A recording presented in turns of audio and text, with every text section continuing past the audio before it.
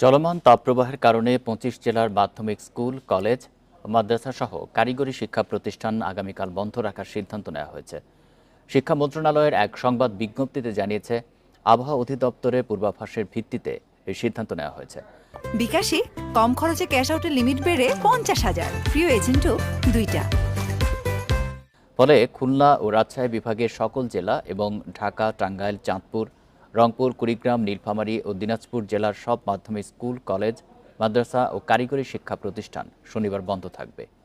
এর আগে ঈদ ও নববর্ষের ছুটির পর গত ২১ এপ্রিল শিক্ষা প্রতিষ্ঠান খোলার কথা থাকলেও তাপপ্রবাহের কারণে তা এক সপ্তাহ পিছিয়ে ২৮ এপ্রিল খোলা হয়। তবে গরমের তীব্রতার কারণে ২৯ এপ্রিল থেকে ২ মে পর্যন্ত বন্ধ থাকে দেশের বিভিন্ন জেলার শিক্ষা প্রতিষ্ঠান।